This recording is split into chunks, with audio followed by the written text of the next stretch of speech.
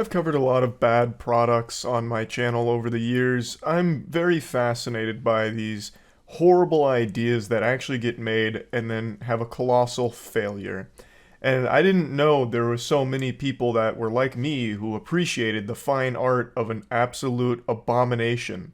So, when I learned about the Museum of Failure, I got a big smile on my face. The Museum of Failure is basically a showcase of some of the worst inventions that ever hit the market, and they've got some bangers on there. I recently learned about it on stream, so I'd like to show you some of it.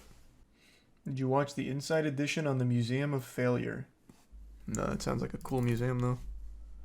Museum of Failure pays tribute to failed products. Heinz Easy Squirt Funky Purple. That was not a failure. I had that. It was amazing. That was when ketchup tried to get real crazy. It went extreme, so you'd get different colors of ketchup. I used to eat some crinkle cut fries with some Easy Squirt Funky Purple, and it was amazing. I think everyone had some of the Easy Squirt. Imagine failing so spectacularly. It's rather violent.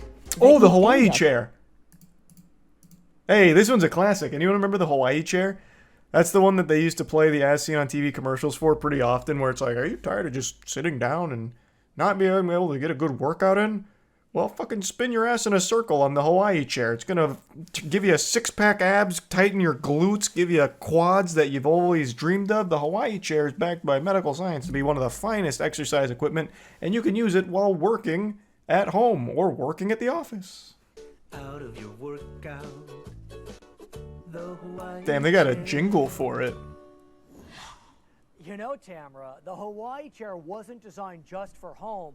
I mean, after all, for some of us, at least 40 hours of our week is spent sitting behind a desk at the office. Ah, cringe! Office work. This was huge. Let's get Are these really failed products? They aired this kind of shit all the time for the Hawaii chair. I assume this was another, like, shake weight. Like a financial success, but like a cultural failure. But the museum's organizer told CBS News Whoa! she wants the exhibit to... That was an That awesome mask. failure can be... What was it? I don't think this... Was this the Rejuvenique? I don't think so. This was that horrifying mask. I made a video on this one a long time ago. It's like a fucking Jason Voorhees mask where it's supposed to like tighten the skin on your face. So you just like cremate yourself in there while it cooks the skin. Oh, it is the Rejuvenique. I wasn't sure if that's what it was called. I didn't know if that box went to that piece of equipment or not. I thought it had a very different name. Fear of failure hold us back from innovating, trying new things. I don't know half of these. Can you take me on a tour? So while the new Coke, purple ketchup, and...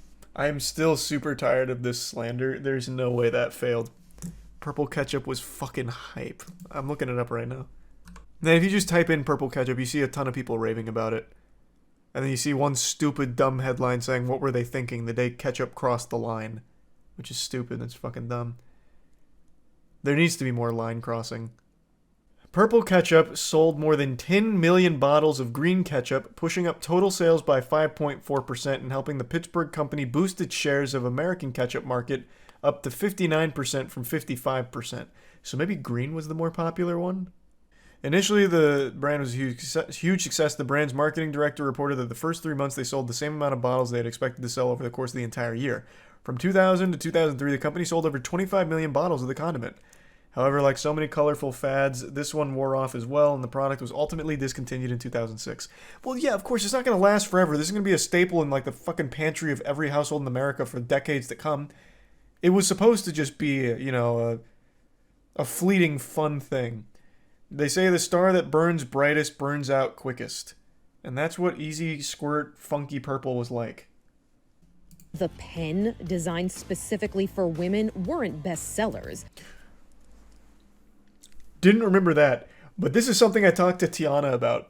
I don't remember if I mentioned this on stream. One time we needed tools because I don't remember what happened. I think my tools were all like old and fucked up. So Tiana ordered tools. They got here, and what she ordered was called Lady Tools. I shit you not. The brand is called Lady Tools, and I got offended for her. I was like, what the fuck do you mean, lady tools? We're talking hammers, drills. Like, why is it lady tools? It's just fucking tools in general. Why the fuck are we calling them lady tools? Like, I got upset. I was fucking mad. It's like so worthless. Like, what do you mean lady tools? Just fucking, it's a stupid gimmick. You're just selling normal tools, but then slapping lady on top of it, it hurts me. Like you're insulting me. Were they pink? No, they were purple. So I guess that's the lady part because it was a effeminate color. It was light purple. There's no such thing as like a tool for a girl versus a guy. A hammer is a goddamn hammer. And a stove is a stove, that's what they say. And patties will be patties. In the wise words of SpongeBob. Are they purposely more fragile too? I don't know. I will say the drill fucking sucked ass though. That drill couldn't do anything. It had about as much torque as me just sticking a pencil in something and turning it myself. That drill was shit. But its screwdriver and its hammers and the other accessories it came with were fine. But that drill could not work at all. Not even a little bit. Yeah, that's pretty insulting actually. Lady tools and they give it a drill that actually can't do shit. It's fucking worthless. Why'd she order that brand? I don't think she knew. I think she just typed in like a toolkit on Amazon. One of the sponsored things must have been lady tools. This is its screwdriver. This was in the room tour I did. That screwdriver that's on my shelf is a lady tool. So here's the purple. That's what makes it a lady tool. And it was a fine screwdriver. Like I built what I needed to with it. But it's such a stupid idea. Lady tools. And the rest of the toolkit's kind of similar to this. All of it like was usable except the drill. The drill was an unforgivable sin that they sold. That's a scam. That's a lawsuit waiting to happen. Was it like 50% more too? I don't know. I didn't buy it. I would have never. That's just some real weird marketing garbage. But this whole thing with the pins for girls is very interesting. It seems like they tried that entire market for a while of like normal thing, but for girls, so it's purple and pink. What a fucking scam. They can still serve another purpose by encouraging others to embrace failure as part of. Fuck was that? It's just an ugly doll. What's the bad invention there? Unless it's supposed to represent something that I don't know. It's just a very ugly doll.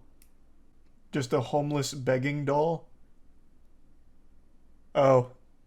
Oh, I see. Oh, it's holding out its hand for money. Okay, I see why it's classified here as just more than an ugly doll. So you'd buy a baby that's homeless and begging on the streets. I get it, okay.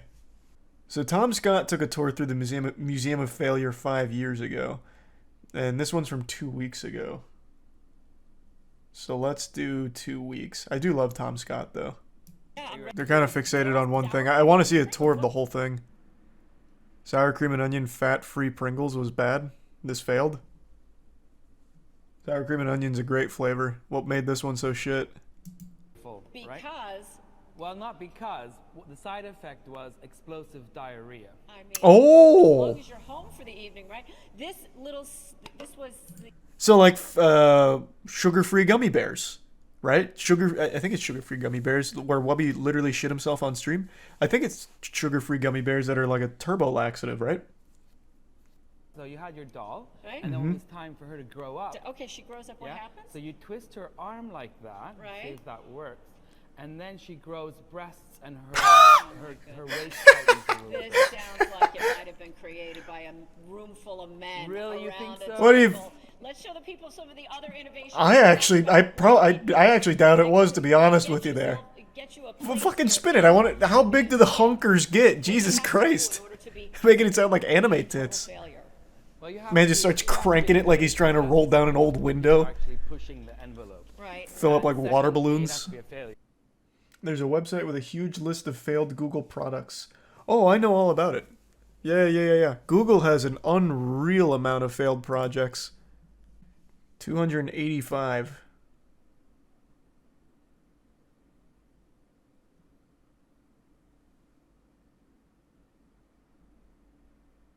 Yep, Stadia is the newest one to add to the list.